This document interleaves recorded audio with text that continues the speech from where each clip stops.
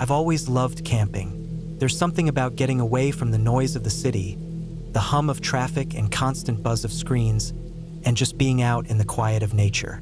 The smell of pine trees, the crunch of dry leaves underfoot, the cool air at night. It all feels like a reset. But after the trip I'm about to tell you about, I never quite looked at the wilderness the same way again. It wasn't a huge trip or anything, just a weekend in the mountains, not far from where I live. I planned to go alone to clear my head. I had a small tent, some basic supplies, a few books, and enough food for 2 days. The spot I chose was supposed to be quiet, not very popular, but accessible by a dirt road. I liked that it was remote enough to feel wild, but not so far out that I'd be completely cut off. That's what I thought. Anyway, the drive up was peaceful, with the road winding through hills dotted with scrub oak and scattered pine.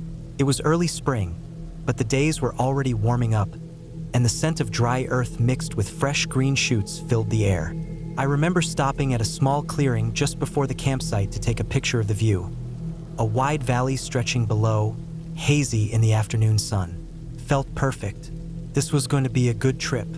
I got to my campsite in the late afternoon. The spot was a little clearing surrounded by tall trees and thick brush, a small creek nearby that babbled quietly. The sun was starting to lower, throwing long shadows through the forest. I set up my tent quickly, wanting to get it done before dark. The air smelled fresh, but there was an underlying sharpness I didn't like at first. It was the kind of smell you get from damp earth mixed with pine sap and something else. A faint scent that made the hairs on the back of my neck stand up, but I shrugged it off as part of being in the wild. Once the tent was up, I gathered some firewood nearby, careful to avoid the thick underbrush and dry twigs that snapped easily. I started a small campfire, the flames flickering and casting a warm glow. As I ate a simple dinner, jerky, crackers, and some nuts, I listened to the creek and the occasional call of a bird settling in for the night. It was peaceful, almost too peaceful. The first night was cold but comfortable. I lay awake in my sleeping bag, the sound of the forest around me. Every now and then, I thought I heard footsteps, soft and distant, maybe an animal moving in the brush, but nothing close. I told myself it was all in my head. I drifted off to sleep, feeling safe and alone with the quiet. But the next day was when things started to feel off. I woke up early, just as the sun was creeping over the horizon, painting the sky with pale pink and orange. I brewed some coffee on my portable stove and sat by the fire, watching the morning light come alive in the trees. The forest was waking up, birds calling louder now, the creek bubbling fresh water over the rocks. I planned to hike a nearby trail that looped around some ridges and gave a good view of the valley below. I packed a small day pack with water, snacks, and my phone, even though I knew the signal would be weak out here. The trail was narrow and winding, sometimes climbing steeply, sometimes leveling out near rocky outcrops. The trees thickened in some spots, and the sunlight dappled through the leaves, creating shifting patterns on the dirt. The trail wasn't well traveled. I only passed 1 or 2 other hikers, both going the opposite way. I was enjoying the quiet, the solitude, the feel of my boots on the earth, when I started to notice something strange. There were footprints in the dirt, deeper than mine, larger, and not like any animal tracks. They were human footprints, bare feet judging by the shape, and they looked fresh. They weren't on the main trail, but just off to the side, partially hidden by fallen leaves and twigs. At first, I thought maybe someone had been walking off-trail nearby, but that made me uneasy. People don't usually go barefoot in these woods, not without reason. I followed the footprints cautiously for a little while, staying on the trail but keeping an eye on the ground. The prints led through some thick bushes and down a small slope to a flat area near a dry creek bed. There, I saw something else. A discarded pair of old, dirty shoes. They looked worn out, like someone had taken them off in a hurry. My stomach tightened. I wasn't alone here. Not just other campers or hikers, but someone out here who wasn't using the trail, someone who didn't want to be seen. The thought made my skin crawl. I decided to turn back, but as I did, I caught movement out of the corner of my eye. There was a figure standing maybe 50 yards away, just beyond the trees, watching me.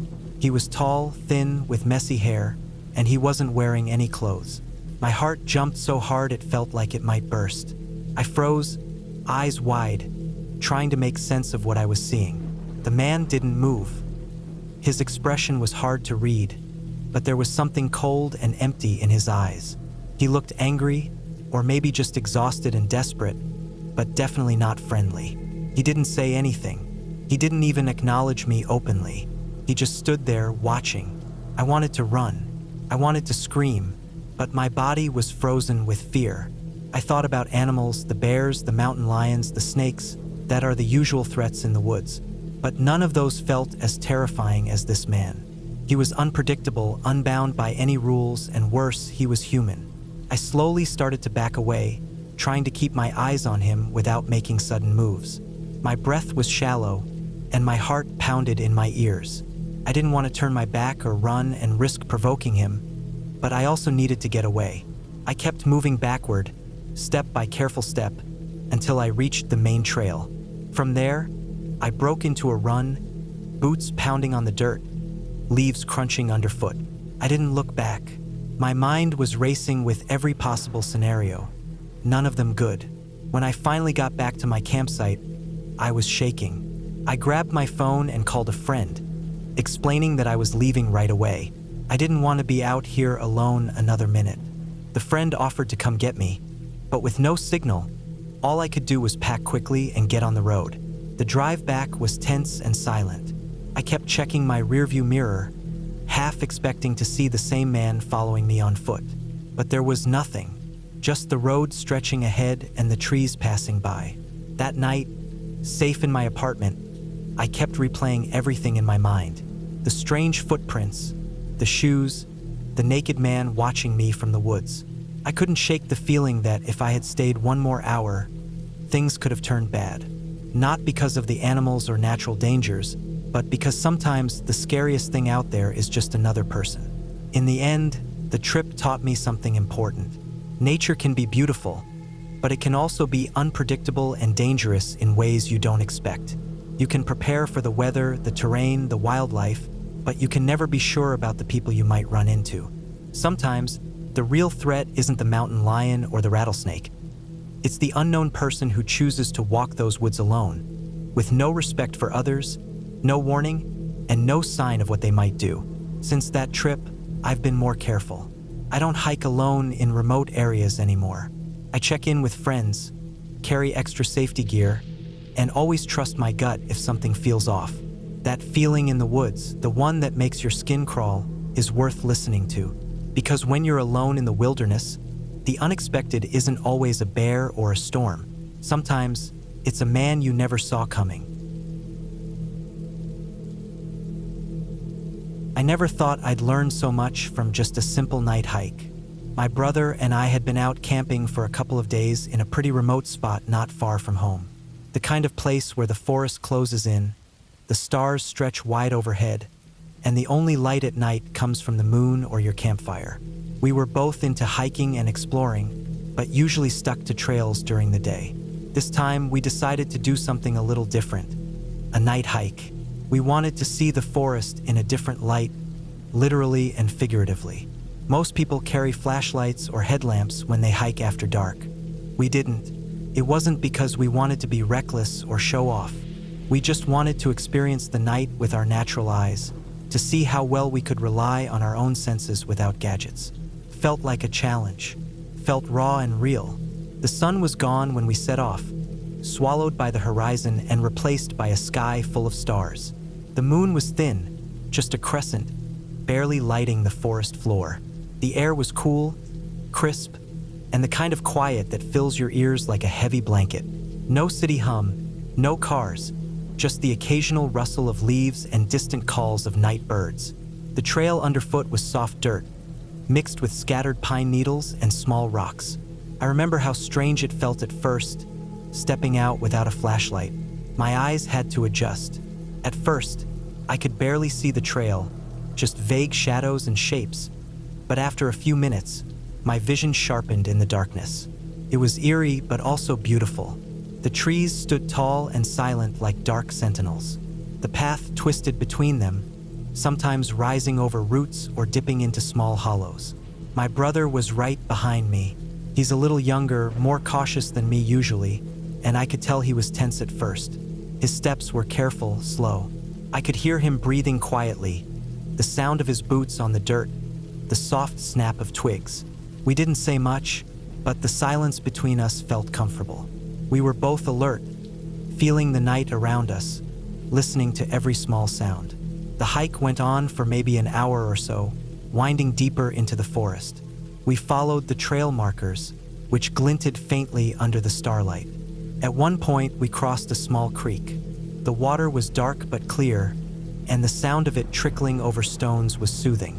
It felt like we were the only two people on the planet. Then, near the end of the trail, something caught my eye, a flickering light ahead, moving slowly down the path toward us. At first, I thought maybe it was a flashlight. As we got closer, we saw it was a lantern, the kind with a soft, warm glow. There was a young couple carrying it, walking side by side.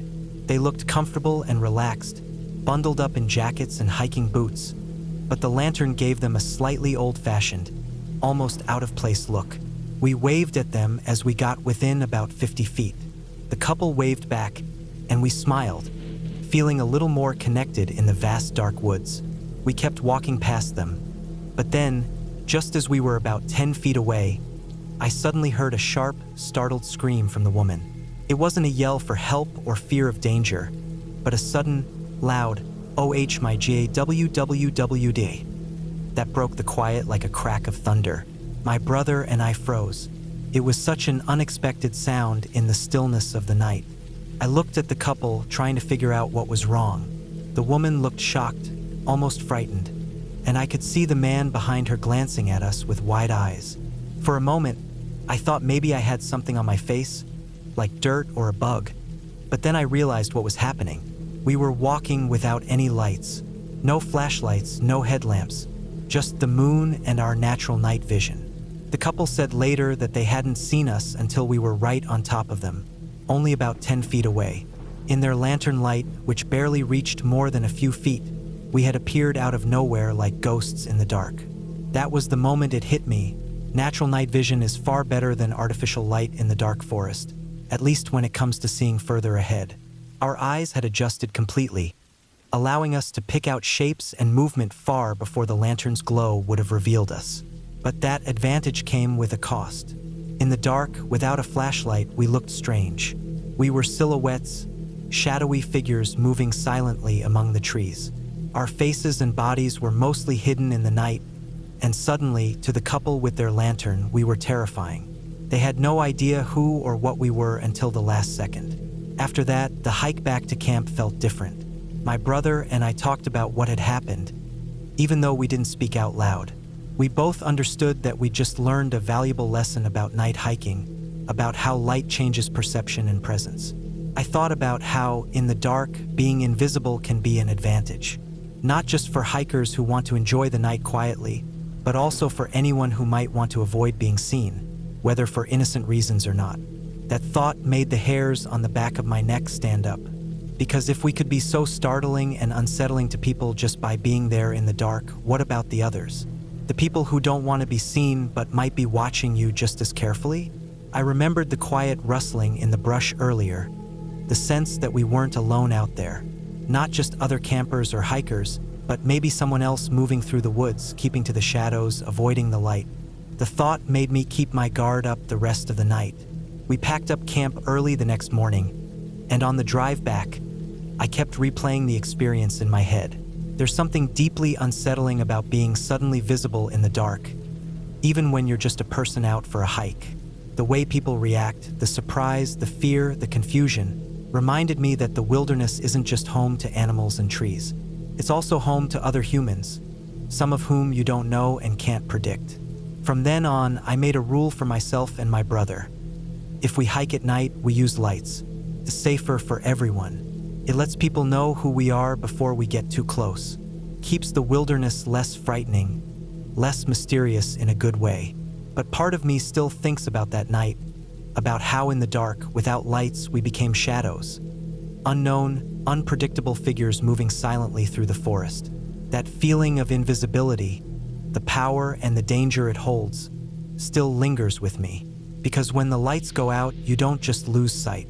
You lose control of the story everyone tells themselves about what's out there.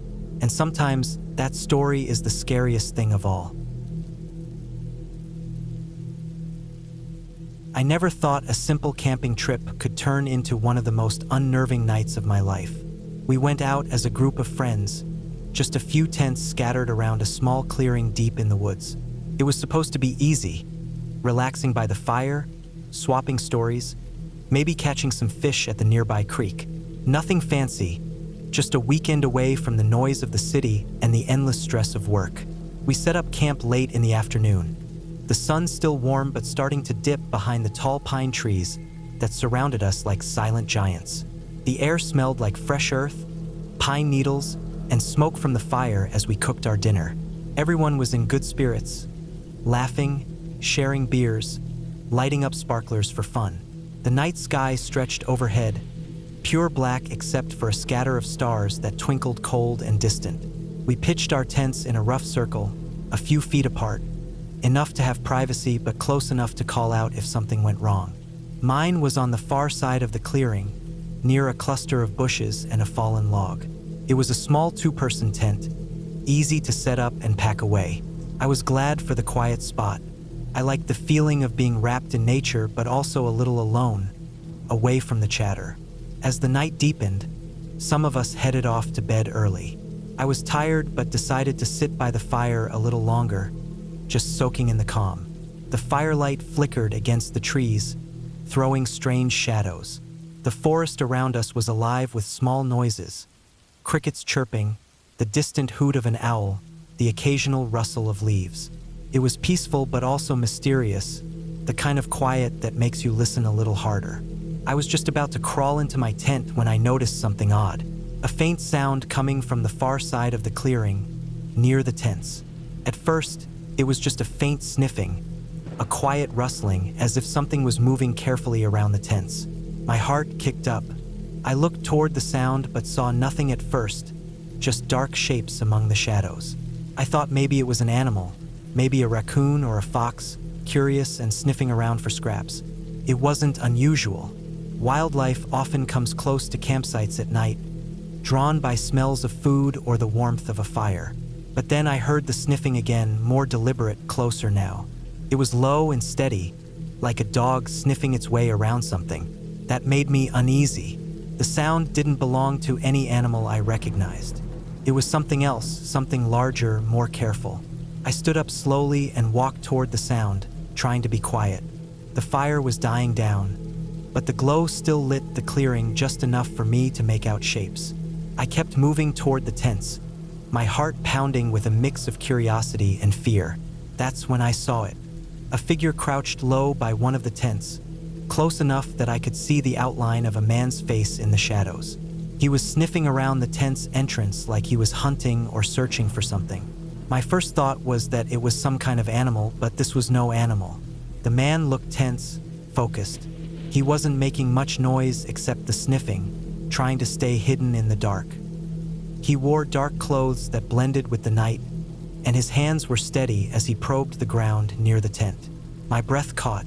I froze for a moment, unsure of what to do. Part of me wanted to yell to warn the others, but I was afraid that might scare him off, or worse. I crept backward, heart hammering, and then realized I wasn't alone. My friend Mark was right behind me. He must have noticed me slipping away because he whispered, "What is it?" I shook my head, pointing toward the shadow by the tent. Mark's face went hard, and without a word, he grabbed a sturdy branch from the fire pile. We watched the man for a moment longer. He was moving slowly now, sniffing each tent in turn. It was clear he was searching for something valuable. Food, gear, maybe even wallets or phones left inside. Whoever he was experienced at moving silently and hiding in the dark.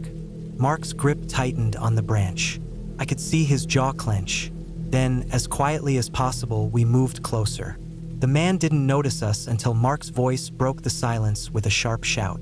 The figure jumped, startled, then bolted into the woods without a sound. It was like watching a ghost disappear into the night. Mark and I chased after him for a few steps, but the thick trees and underbrush swallowed him up. We ran back to camp, hearts pounding, to wake the others. Nobody had seen anything before we told them. Some thought maybe we'd imagined it, but then Mark found scratch marks on one of the tents.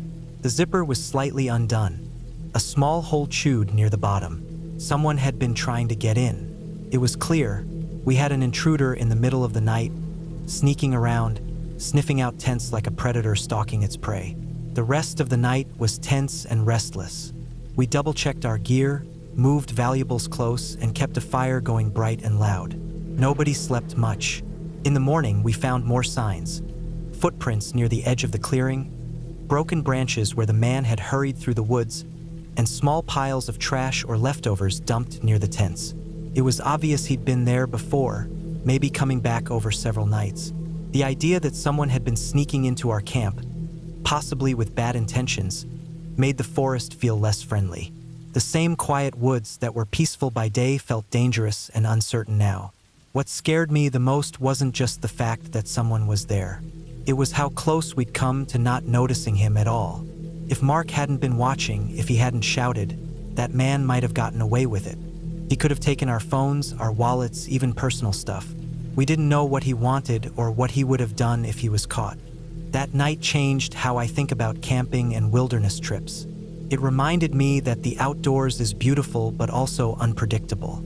You never know who else might be out there watching, waiting. After that trip, I made sure to camp only in places with good security or groups of people.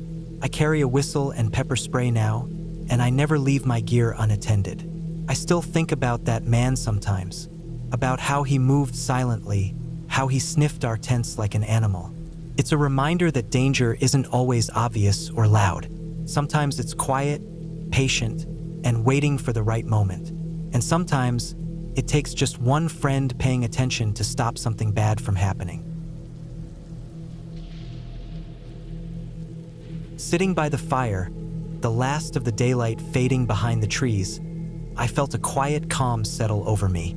The day had been long hours spent hiking through thick woods, setting up tents, gathering firewood, and cooking dinner over an open flame. Now my family was asleep inside their tents, their quiet breathing blending with the gentle rustling of leaves and the distant calls of night birds. The crackling fire was the only bright spot in the darkness, throwing flickering shadows onto the surrounding trees. I sat back in my folding camp chair, a cold beer in hand, watching the flames dance and listening to the occasional pop of burning wood. My dog lay at my feet, his head resting on the soft grass, eyes half closed, calm and peaceful. The air was crisp and cool, carrying the scent of pine and earth. The world felt simple and safe, wrapped in the familiar sounds of nature. But then, suddenly, something shifted. My dog's ears perked up sharply. His body tensed. The soft grunt of his breathing changed into a low, fierce growl. His eyes snapped open and locked onto the dark woods beyond the firelight. The growl grew louder, more urgent, vibrating deep in his throat. I looked toward the black edge of the forest, trying to see what had triggered this change. I felt my heart rate quicken. Something was out there. I grabbed the flashlight sitting on the cooler beside me and clicked it on. The narrow beam cut through the night, slicing between trees, illuminating patches of underbrush and trunks. My dog's growling didn't stop. It grew fiercer, more anxious. Then, about 100 yards away, the flashlight caught a movement. A large shape slipped between the shadows, low to the ground, powerful and graceful. Two bright eyes reflected the light back at me, shining like tiny yellow moons in the dark. It was a mountain lion. For a long moment, I simply stared at it, frozen in place. The mountain lion was huge, muscular, covered in tawny fur that blended perfectly with the surrounding darkness. Its ears twitched, and its tail flicked softly behind it. It was watching me just as I was watching it, a silent, intense stare across the empty space between us. The quiet crackle of the fire felt insignificant compared to the tension gripping me. I thought about how many times I'd been camping in places like this. How many times I'd been out here in the woods without ever knowing a mountain lion had been nearby.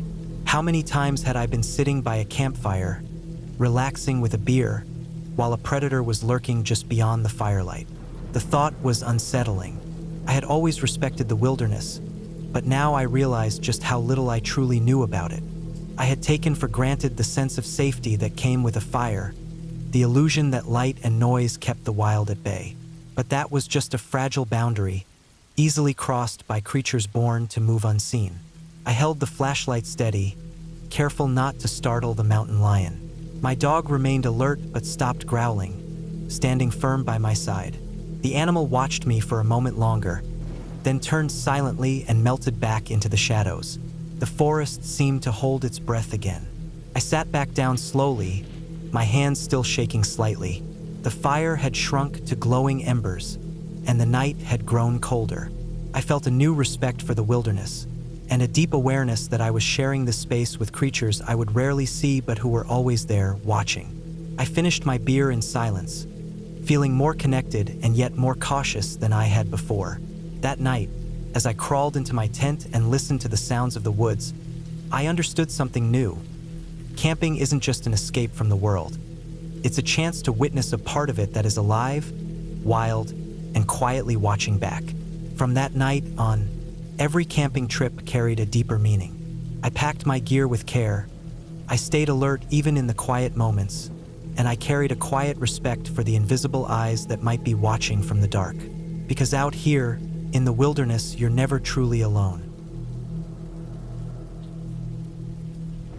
The night was thick with the kind of stillness you only get deep in the woods, where the silence almost presses down on you like a weight. The fire in front of me flickered low, the flames throwing long, dancing shadows onto the trees around our campsite. The stars were scattered across the sky, barely visible through the thick canopy, but the air was sharp with the scent of pine and damp earth. My family had all turned in early, tired from a full day hiking and exploring. The tents sat quiet, dark, nestled among the trees like little islands of safety. I was alone out here now, except for Susan, my dog, a golden retriever with more energy than seemed humanly possible. Or canine ly, I guess. I had been nursing a beer, its coldness slipping through my fingers as the night grew cooler. The fire had started as a roaring blaze but was now reduced to glowing embers, casting an orange glow that barely cut through the darkness. Susan was sitting in front of me, wagging her tail, eyes bright and full of that restless excitement only dogs seem to have when they're ready for more. I was feeling the buzz of the beer, maybe a little more than I should, my words slurring just slightly as I tried to call her attention. And then, I said, "Throw that damn ball already, Susan." I hiccuped, voice a bit rough from the alcohol. And no tricks this time, okay? I watched her, waiting. She cocked her head, her big golden eyes full of expectation. That drunken patience that dogs sometimes have, like they're humoring you, waiting for the next move, the next game. I tossed a stick near her, half hoping she'd chase it, but she just sat there, staring. The beer was warm now, sticky against my lips, and the firelight flickered across Susan's coat, making it look like she was glowing from within. But then the night shifted. The woods seemed to lean in a little closer. I heard something, a snap of a twig, soft and quick, from the dark just beyond the reach of the firelight. Susan's ears perked up, and suddenly she was on her feet, growling low and fierce. It was a sound I'd never heard from her before. Rough, urgent, warning. I grabbed the flashlight from the ground, fumbling with it as the growls continued, louder now. The beam swept over the trees, the bushes, the undergrowth. And then, about 100 yards away, I saw it, eyes reflecting the light like burning coals. A mountain lion. My heart hammered in my chest. This wasn't some story, some nightmare. This was real, right here in the woods, where I thought I was safe with my family and my dog. The mountain lion stood still, powerful and silent, watching us with a cold, calculated stare. Susan growled but didn't move forward. She was tense, ready, protective. I sat frozen, flashlight shaking in my hand, my mind racing through every camping trip I'd ever taken. How many times had I been out here, alone or with others, unaware that something like this was nearby? How many nights had I sat by a fire, thinking I was safe, while a predator watched just beyond the trees. The lion turned and disappeared quietly into the shadows, leaving a silence heavier than before. I sat back, the fire's glow feeling small and weak against the vast dark. Susan settled beside me again, eyes still alert. The rest of the night, I couldn't shake the feeling of being watched. Every rustle, every crack of a branch made me jump. The woods were alive and full of things I didn't see, things I never noticed before. By morning, the sun broke through the trees, soft and golden. The birds started singing, the world waking up. My family stirred, tents flapping in the breeze.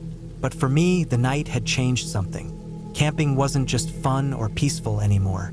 It was a reminder that the wild was wild, and I was only passing through. That night with Susan, the drunken golden retriever, and the mountain lion watching from the dark, stayed with me. It taught me respect, caution, and the deep truth that sometimes the quietest moments are the ones when you need to be the most alert. I always try to be prepared when I go into the backcountry. I don't mean just the typical checklist stuff, food, water, shelter, first aid, that kind of thing. I mean mentally prepared. I've seen too many people get out there with the wrong mindset. They think they're going on some kind of nature vacation, a photo op with trees. They forget that the wilderness doesn't care if your tent is expensive or if your boots are waterproof. You have to be ready for everything, especially the things you hope never happen. That trip in late September was supposed to be a quiet solo camp in a patch of forest about 20 miles off the main road. I'd been there a few times before, but never solo. It was mostly dense pine and a few scrubby hardwoods, with old fire roads crisscrossing here and there. The elevation rolled a bit, enough to give you a workout, but not enough to feel like a mountain trek. The air was already starting to get cooler, the bugs mostly gone, and the leaves just beginning to show signs of changing. I had my gear dialed in. My pack weighed about 35 pounds with water. I kept things tight, no unnecessary bulk, no flashy junk. I carried a small tent, a decent pad, a compact down bag, water filter, layered clothes, a titanium pot and stove, and enough food for 4 days. But the one thing I never left behind, the one thing I always made sure I could grab even in the dark, was my Chuck Norris. That's just what I called it. A joke at first, but the name stuck. It was a heavy-duty folding knife with a 5-inch blade, spring assist, thick spine, partially serrated edge, and a grip that didn't slip when wet. It wasn't the most expensive or fancy blade, but it was reliable, solid, and sharp as hell. I kept it in a Kydex holster on my hip, right side, same place every time. Easy to grab. I never buried it in my pack. That was a rule I set a long time ago. If it's something you might need in a split second, it doesn't go in your pack. I parked my truck at the fire road gate where the dirt turned into deep ruts and pine needles. From there, it was about a 6-mile hike to the spot I'd picked out. I camped there with friends 2 years earlier. We'd found a clearing near a slow-moving stream, surrounded on 3 sides by thick forest and one side open to the water. Good visibility, decent cover, and close to fresh water. Perfect for soloing. The hike in was quiet. Not much wildlife. Some squirrels, a few birds, the occasional sound of something moving deeper in the brush, but nothing unusual. The trail was a mix of packed dirt, roots, and patches of rock. I moved steady, not fast. When you hike alone, you notice more. Every gust of wind through the trees, every snapped twig underfoot. I reached the clearing around mid-afternoon. The light was golden and slanting through the trees. The stream was low but still flowing, clear enough to see the pebbles at the bottom. I set up my tent about 10 yards from the water on a flat spot tucked between 2 large pines. I did a sweep of the area, no fresh tracks, no signs of other campers, no trash, just how I liked it. The first night was uneventful.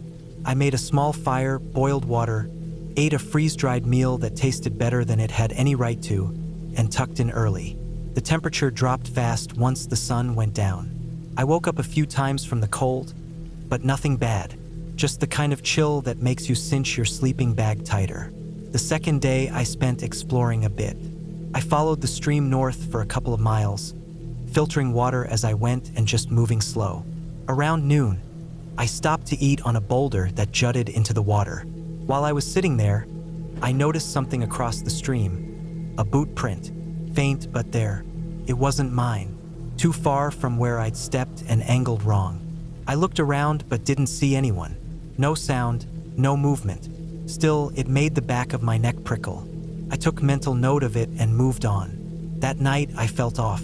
Not scared, just uneasy, like something was watching. I didn't hear anything unusual, didn't see anything weird, but the air felt heavier.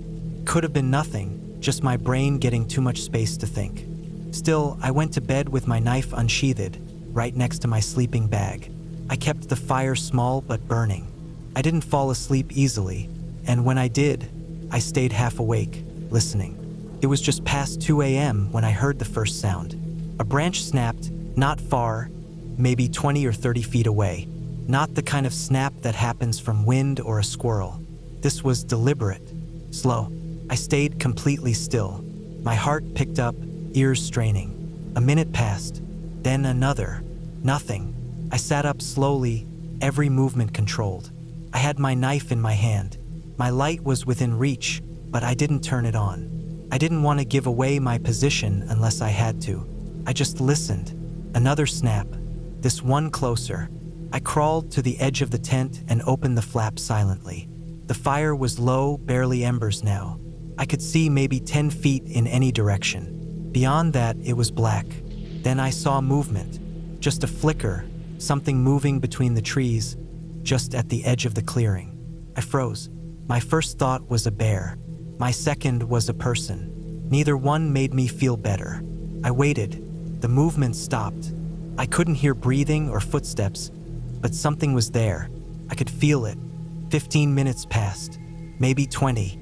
I stayed crouched, watching. My legs started to cramp. Nothing moved again. Eventually, I zipped the tent back up, left it open just enough to see, and sat there with my knife resting on my knee. By morning, the feeling had faded, but I couldn't shake it. I did a perimeter check. No prints, no signs, nothing disturbed, but I knew what I'd seen. I decided not to pack out yet. I wanted to stay one more night, just to be sure I wasn't imagining it. That afternoon, I didn't explore. I stayed close to camp. I gathered more wood, kept my fire big, and didn't cook anything with a strong smell. I also hung my food higher than usual, about 15 feet up and 6 feet out from the tree trunk. I double-checked my knife, tested the clip, oiled the hinge, made sure the blade lock was solid. That night, I sat by the fire later than usual.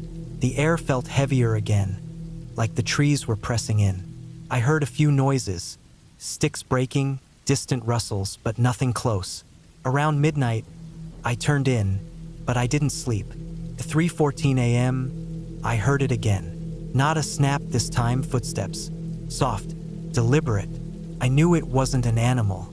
I sat up instantly, heart pounding. I slid the knife into my hand and crawled silently to the tent door. The fire was still going a bit, enough to throw faint light. I saw him this time, a man. He was standing just beyond the firelight, facing the tent, still as stone. I couldn't make out his face, just the shape. He wasn't holding a light. He wasn't carrying anything obvious. He didn't speak. He didn't move. I didn't breathe. I watched him for what felt like 5 minutes, but it could have been 30 seconds. Then, slowly, he turned and walked back into the trees. No rush. Just like that, he was gone. I waited until dawn. I didn't sleep. I didn't move. I just held that knife like it was part of me. When the light finally came, I packed fast. I mean fast. No breakfast, no repacking the bag properly, just get out. I kept my knife out the whole time, blade open, clipped to my hip when I wasn't using my hands. Every sound made me jump. Every tree looked like it was hiding someone. The hike out was brutal. My legs felt weak, my head was spinning, and I kept looking over my shoulder. 3 miles from the car, I found another print, bigger this time. He'd followed me at some point. I don't know when. I don't know how close he got the first night. When I reached my truck, I practically threw my gear into the bed and locked the doors before I even sat down. I didn't relax until I hit paved road, and even then, not much. I didn't report it. What would I say? A guy stood near my camp and didn't talk? Didn't threaten me? He didn't break the law, not technically, but I knew something was wrong with him. The way he stood, the way he moved, the way he didn't say anything, like he was waiting for something, or testing. It's been a year since that trip. I still camp, but not solo, not in that area. I still keep my gear tight, my food high, and my Chuck Norris clipped to my hip where I can reach it in the dark. The safety stays on until I need it, and I always know exactly where it is, because when the worst happens, you won't have time to dig through your pack. You won't get a warning. You won't get a second chance. I learned that the hard way, and I don't forget. When I was younger, maybe in my early 20s, I used to do a lot of camping alone. I wasn't much of a social guy, and even when I went with a few friends, I always found myself wandering off. It wasn't that I didn't like people. It's just that I liked the silence more. I liked the woods, the long walks, the smell of pine, the sound of leaves underfoot, the way time moved differently when there wasn't anything around to measure it. This story happened when I was 24, sometime in the early fall, maybe late September. The leaves were just starting to change in parts of the Appalachians, and I had taken a few days off work to drive down to a part of North Carolina near the Tennessee border. I'd read about a remote section of national forest there with no official campgrounds, just logging roads, old footpaths, and a few trails that weren't marked on any government maps. I drove a beat-up Jeep back then. No GPS. I had a paper map, a compass, and a cooler with some food and water jugs. My plan was simple: drive as far back as I could, hike until I felt like stopping, and spend a couple of nights out there alone. I wasn't worried. I'd done it before. On the first day, I drove 2 hours on paved roads, then maybe another hour on gravel and dirt. The last stretch was barely more than 2 ruts running through the woods. I passed one truck coming out, a guy with a camo hat and a shotgun across the back seat. He didn't wave, and I didn't try to make eye contact. I found a spot to park next to a small pull-off that looked like it hadn't been used in years. Grass had grown up between the tire tracks, and a tree branch had fallen across part of the road. I backed the Jeep in, locked it up, threw on my pack, and started walking west, following what looked like a faint animal trail into the trees. The first few hours were peaceful. Cool breeze, some sun filtering through the canopy. I stopped once to fill my canteen at a creek and sat for a while watching a pair of hawks circling above the treetops. Around 4 in the afternoon, I found a good spot to camp. Flat, dry, with a few big rocks and logs around for sitting. I cleared some leaves, pitched my tent, and gathered wood for a small fire. That night was calm, cold but not bad. I made some instant rice, sipped from a flask, and stared at the fire until I couldn't keep my eyes open. I slept without dreams.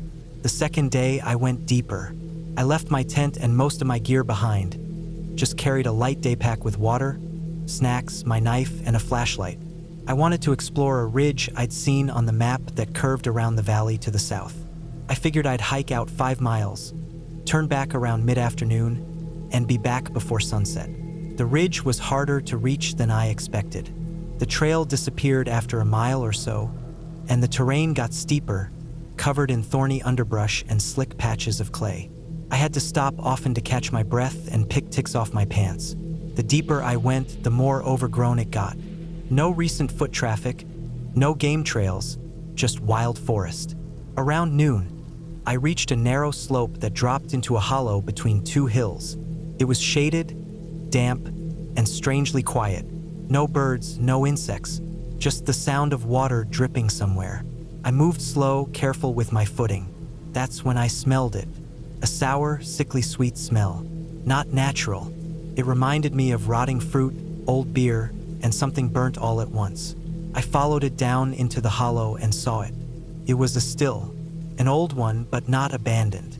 There was a rusted metal barrel with a pipe coiled into the ground, a blackened fire pit underneath, and a few glass jugs half buried nearby. Some of the parts looked ancient, like they'd been there for decades, but others were newer. Fresh ash in the fire pit. A plastic water container leaned against a log. Someone had used it recently. I stood there frozen for a few seconds, heart beating hard in my chest. I thought about what my dad used to say back in the 50s when he worked for the Soil Conservation Corps. He once came across a moonshine operation deep in the woods.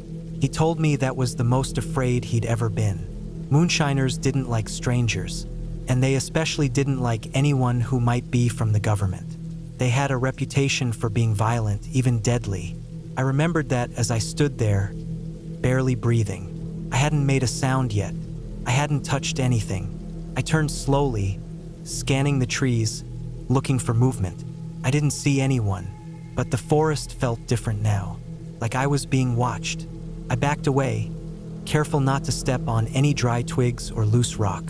Once I was far enough from the hollow that the smell faded, I turned and moved faster, uphill toward the ridge. I figured I'd swing around, take a different route back to camp. About 20 minutes later, I found a boot print.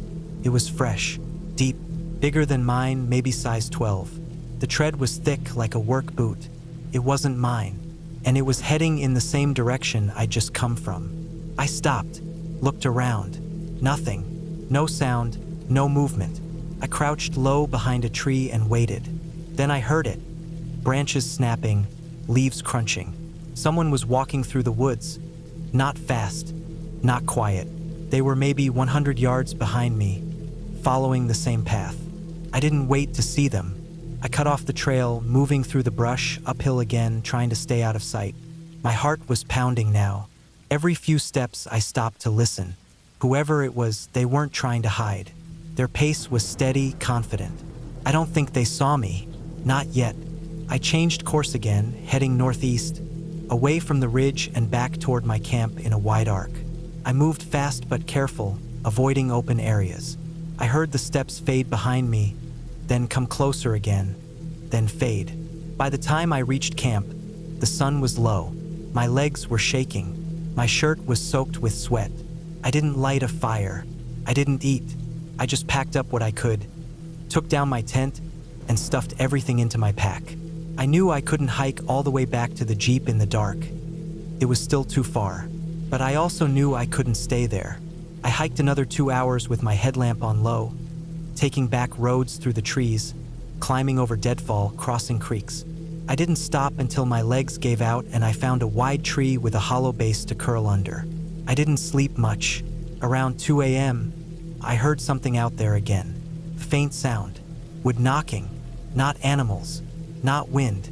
Like someone tapping a stick against a tree, slow and steady. Once, then again, then silence. I didn't move, didn't breathe, just sat there, knife in hand, headlamp off, eyes wide. Stopped after a few minutes.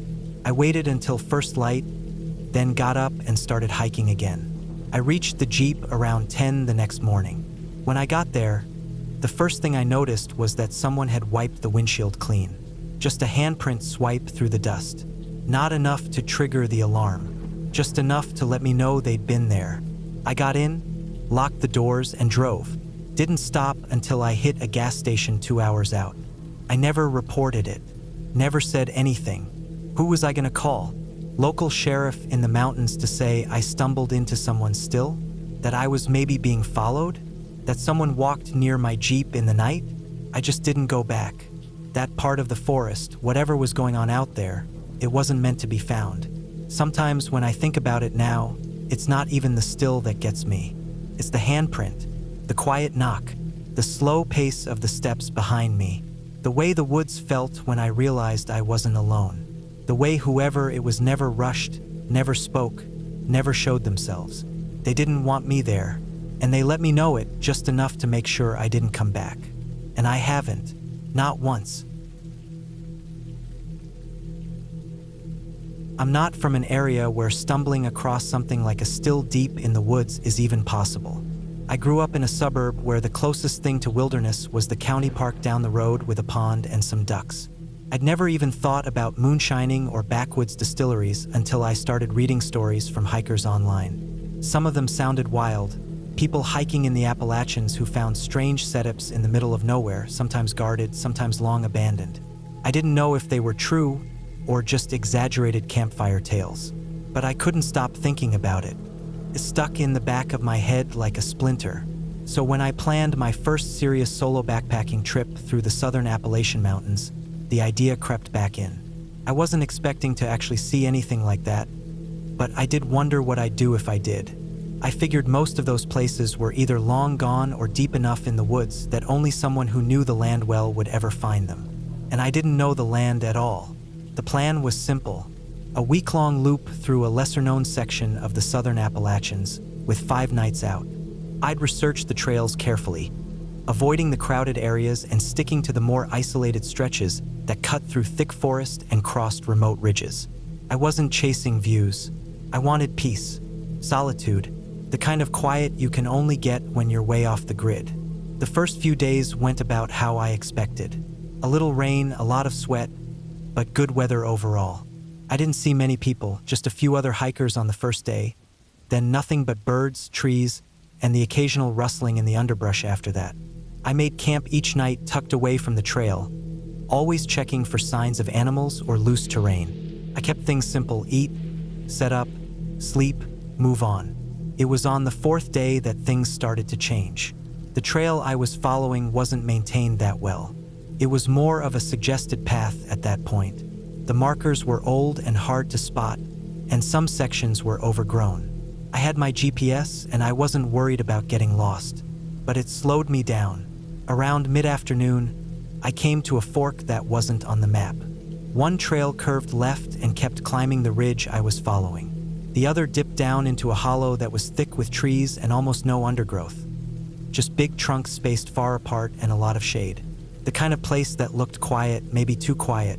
I stood there a while, sweating under my pack, trying to decide.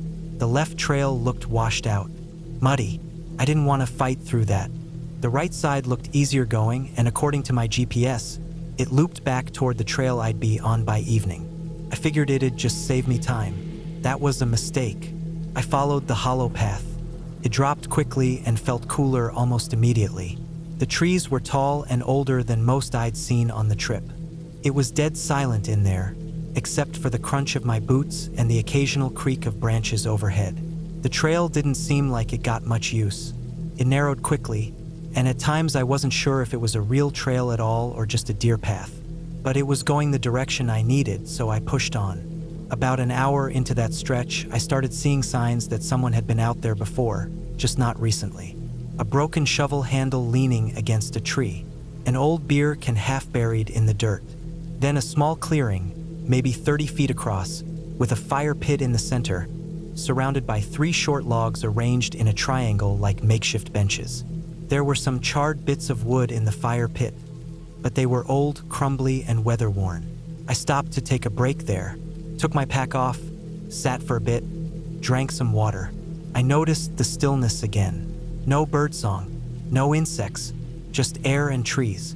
That's when I saw something odd. Off the side of the clearing, where the trees got thick again, was a narrow path, almost invisible unless you were looking for it. I don't know why I got up to check it out. Curiosity, maybe boredom. I wasn't in a rush.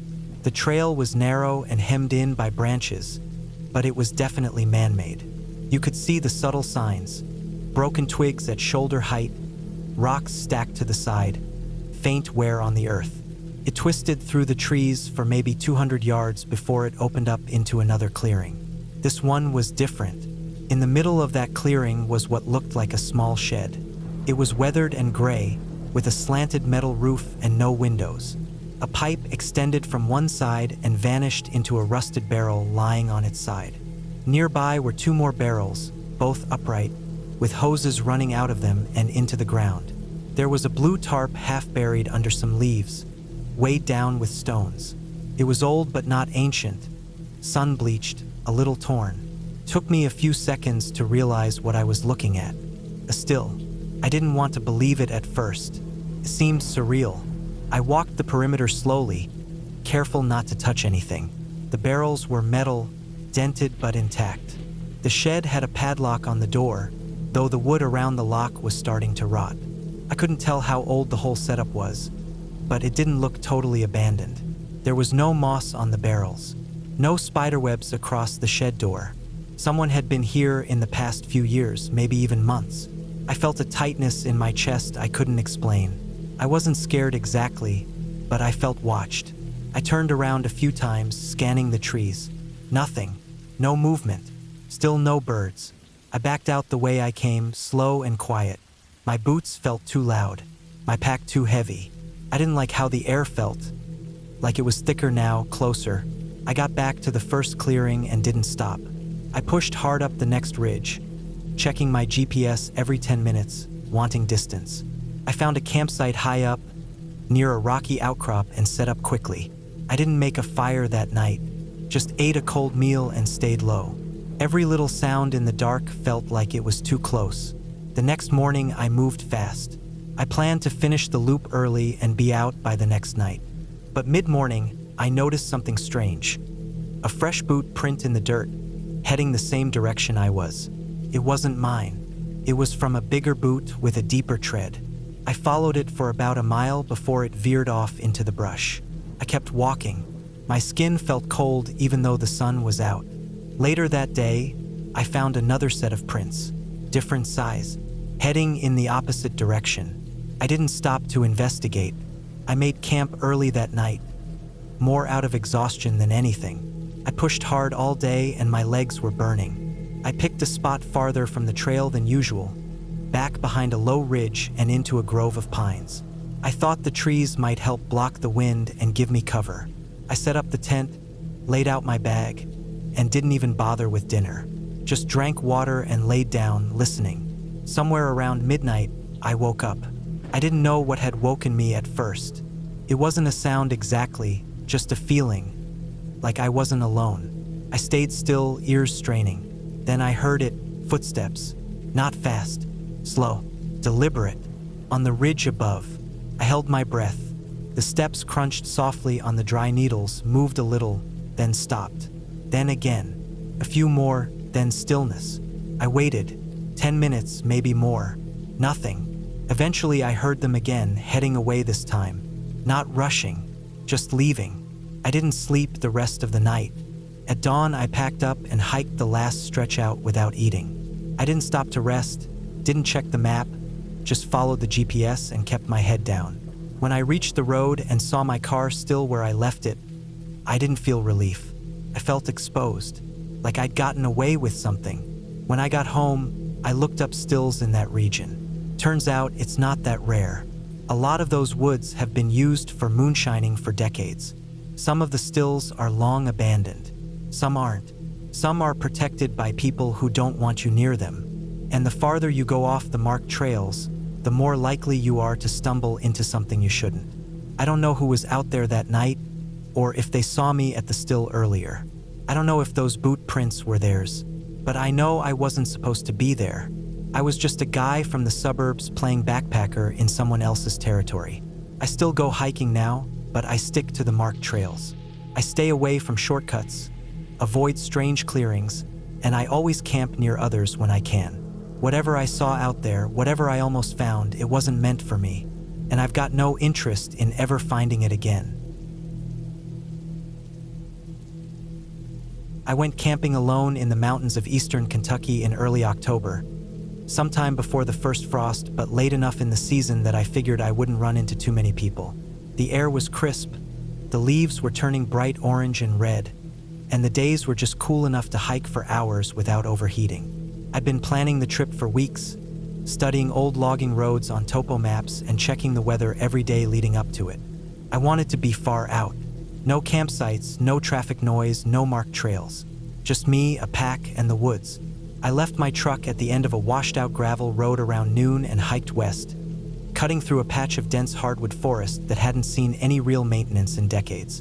The trail was faint, not an official one, but visible enough if you knew what to look for. Broken twigs, packed dirt, occasional deer sign. I kept a good pace through the day, only stopping to eat a cold sandwich and fill my canteen from a stream. By early evening, I found a spot that looked good enough to make camp. It was in a hollow just below a small ridge, tucked between a stand of hemlocks and a boulder the size of a small shed. Flat ground, soft leaf litter, and a few thick branches nearby for firewood. I dropped my pack, stretched out my back, and set up my small one-man tent. After that, I walked a wide circle gathering wood, keeping an eye out for snakes and any sign of larger animals. I cooked a small dinner of instant rice and jerky over a small fire and sat there for a while, watching the flames dance and listening to the sounds of the forest settle down for the night. I didn't have any cell service, which was part of the plan, and the silence around me felt clean. I'd done dozens of these trips before, and nothing ever went wrong. The next morning I woke early, packed light, and decided to hike out farther west to see where the hollow led. I left most of my gear behind, just carried water, a first aid kit, some snacks, my folding knife, and a compass. The terrain got rough after a while. The path I was following turned rocky, with more switchbacks and dense undergrowth. I had to duck under fallen limbs and step around roots and stones slick with dew. A few hours in, I started to smell something strange. It was faint at first, a smoky, sweet smell like burning wood mixed with alcohol. Not like a campfire, not quite like sap either. I slowed down, listened for a moment. I didn't hear anything out of place. No voices, no movement, just birds in the trees and the occasional squirrel running through leaves. I kept walking and the smell got stronger. Not fresh smoke, but older, baked into the surroundings. Then I saw it. Tucked into the side of the hill under a big rock outcropping was a still. Not some antique thing left to rot. A working one. Copper tubing, plastic barrels, buckets, jugs, even a few folding chairs and a small pile of split wood. The fire under the main boiler had burned down to coals. No one was in sight. I froze for a moment. Everything my dad ever told me about moonshiners came flooding back. He'd grown up in these parts and told me stories of how people used to guard their stills with rifles. He told me never to touch anything and never to hang around. But he also said, and I remembered this clear as day, that if you stumbled onto a still and didn't want trouble, the right thing to do was put a log on the fire. Just one. A gesture that you weren't there to cause problems. So I did. There was a small pile of dry wood stacked against a tree, and I picked up a short log, carried it over, and laid it gently on the coals. I didn't mess with anything else. I didn't sit. I didn't look too closely. Just turned around and headed the way I came. But the whole time I hiked back, I had the feeling I wasn't alone anymore. There wasn't any noise, nothing I could put my finger on, but I kept feeling like something had shifted, like the forest wasn't empty anymore. I'd walk a stretch, stop suddenly, and listen, and sometimes I swore I heard branches move or dry leaves crunch behind me. Not close, far enough to make me second guess, but they're all the same. I got back to camp around 2 in the afternoon. My tent was still there, untouched. My food bag, which I'd hung up in a tree, was still tied and full. Everything looked normal, but I didn't feel normal. I packed up my things, skipped lunch, and started back toward the truck. That hike out felt like it took twice as long. The whole way I kept looking over my shoulder, stopping to scan the trees. I never saw anyone, but a couple of times I found things that hadn't been there before. A boot print near the trail where I'd seen none the day before. A crushed soda can under a log that looked recently dropped. A broken branch, snapped at shoulder height, that hadn't been hanging the last time I passed. None of it was proof, but all of it together told me I wasn't alone. When I reached the truck, I felt a wave of relief. I unlocked it, tossed my pack in the back, and took one last look around. That's when I saw it. On the hood of my truck, right above the driver's side headlight, was a small bundle of sticks tied with twine. Not trash, not some random debris. It had been placed there carefully. It wasn't a threat exactly, but it wasn't nothing either. I didn't take it. I didn't touch it. I got in, started the engine, and drove. I didn't look back. I didn't stop until I hit pavement. Once I was an hour out, I pulled into a gas station and sat in the parking lot for a while, just breathing. I never told anyone local about it. What would I say? That I saw a still and tried to be polite? That someone followed me back? That someone left a little sign on my truck to let me know they saw me? I never went back to that part of the mountains. I still go camping, but not alone anymore. And not anywhere near where I saw that still. People think the woods are empty, but sometimes they're not. Sometimes someone sees you before you see them. And if you're lucky, all they want is for you to keep moving. I did, and I always will. On one hand, I think raccoons look kind of funny and adorable, like little burglars with their bandit masks and sneaky hands. But on the other, I'm glad the animals that get into our trash at home are just foxes. The foxes around here are shy. They'll run if they see you, and they don't have the paws or smarts to get into much as long as you've got a lid on the bin. It's simple. Put the trash in a container, and the problem's solved. That's not the case in the woods. Out there, raccoons are a whole different thing. I learned that the hard way. It started as a simple solo camping trip. I live in northern Vermont, close to the border, and I try to get out into the forest whenever I can. I've been camping since I was a kid. Nothing crazy or survivalist. Just hiking in with a pack and spending a few days off-grid. I bring a tent, some gear, food, basic emergency tools, and that's it. I don't even use a GPS most times. Just a topo map, a compass, and years of habit. The spot I had in mind this time was a little rise between two old logging routes a few miles from the Canadian border. It's remote but not dangerous. No cliffs, no major water crossings, and not many people go that deep unless they're hunting. It's surrounded by heavy woods, mostly spruce and maple, and there's a stream not far that runs down into a muddy ravine. I'd been to this place before and remembered it being quiet, scenic, and peaceful. It was mid-September, that sweet spot before the real cold sets in, but after most of the bugs are gone. I figured it would be perfect. The first 2 days were uneventful in the best way. I hiked in about 8 miles, set up camp near a rise where I could keep an eye on the slope, and started to relax. The weather was crisp but dry. Nights got down to the low 40s, but I had a good bag and a thermal liner. I cooked over a small fire, strung my food up high every night, and kept everything tidy. I don't like drawing attention in the woods. I keep smells to a minimum, pack out my trash, and move quietly. It's just how I camp. The third night was when things started to feel off.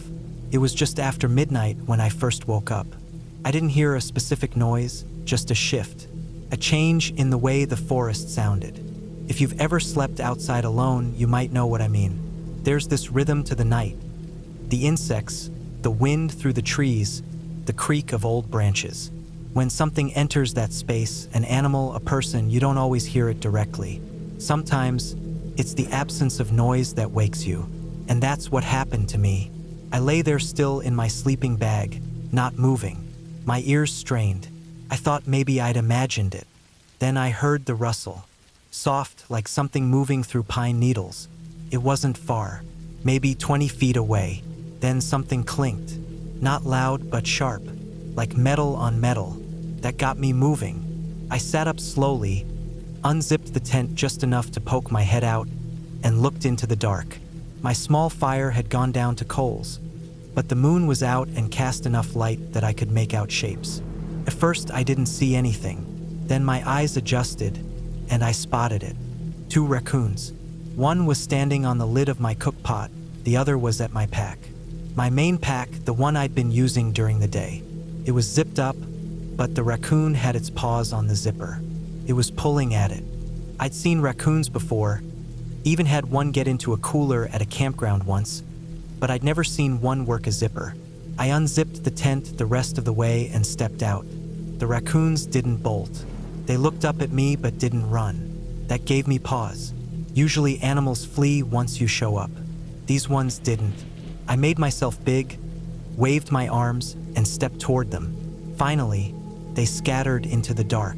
I could hear them crashing through the brush as they ran. I checked my pack. They'd managed to get the zipper about halfway open. One of my socks had been pulled out. My pot was smeared with something sticky. I think they had tried to lick the remnants of a meal. I cleaned everything up, strung the pack up on the food line with the rest of my stuff, and went back to bed. Next morning, I noticed little paw prints all over the area around my fire pit. Not just near the pack, everywhere. On the rocks, near the tent, even at the edge of the stream. I shrugged it off. Raccoons are curious, right? Maybe they were just poking around. That evening, I decided to move camp a little further uphill. Not far, just another 300 yards or so. The ground up there was firmer, and there was a flat spot between some boulders that offered better wind protection. I figured if the raccoons came back, I'd at least be in a new spot. I cleaned up the old camp completely. No trash, no scraps, not even ashes from the fire. I don't like leaving a mess, and I didn't want to give them any reason to come looking again. That night felt colder. I bundled up tight and kept my headlamp within reach. I didn't build a fire, just cooked with a small alcohol stove and ate quickly. My food was tied up on a high branch well away from the tent, and I kept the rest of my gear zipped and tucked inside. I tried to sleep but kept waking up. Around 1 a.m., I heard something again. This time it was quieter, no clinking, just the sound of soft steps in leaves. Then the unmistakable sound of a zipper, a long, slow pull. I jumped up, heart racing, and crawled out of the tent. There were raccoons again, 3 this time. One of them was standing on the side of the tent, pulling at the flap. Another was by the food tree, looking up. The third had its head inside the small side pouch of my day pack. I shouted and charged at them. They scattered, but again, not fast. Felt like they were annoyed more than scared. I checked my pack. This time, they had managed to unzip the side completely and had pulled out my headlamp. It was lying in the dirt, still turned on. I looked up at the food pack, still tied. I double-checked the knots. Everything was intact, but I noticed something that chilled me. There were fresh scratches on the tree, not just climbing marks, deliberate gouges, like claws had been testing for grip. And they were high, higher than a raccoon should be able to reach just by standing up. That's when I realized these raccoons were climbing each other, using each other like ladders. I barely slept the rest of the night. I sat up in the tent with the headlamp on, scanning every few minutes. I didn't see them again until dawn, but just as the sky started to lighten, I spotted movement at the edge of camp. 4 of them, sitting just beyond the rocks, watching. They weren't foraging. They weren't digging or sniffing. They were watching. I decided to leave that morning. It was supposed to be a 4-day trip, but I'd only spent 3 nights. That last one had been enough. I broke camp quickly, packed up, and started back toward the trailhead. It was a long hike out, over 8 miles with full gear, but I didn't stop much. I kept looking back over my shoulder. Every so often, I'd see the flicker of movement. Nothing clear, just the flash of a ringed tail or a rustle in the underbrush. I made it back to the car just before sunset. There were no paw prints this time, no signs, but I sat there in the driver's seat for a long time before starting the engine, just watching the edge of the trees. I've been camping many times since, and I've never had another encounter like that one. I've heard stories, hikers in other states reporting raccoons opening coolers or untying ropes, but I've never seen anything like the coordination those ones had. They were patient, smart, persistent. I know it sounds dramatic, but it felt like they were testing me, like they were figuring out how far they could go. I still think raccoons are funny looking, cute even, like little burglars in fur coats.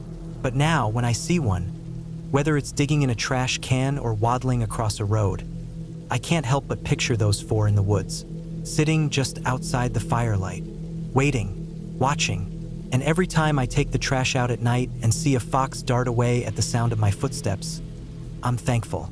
Because foxes can be a nuisance, sure, but foxes don't work together.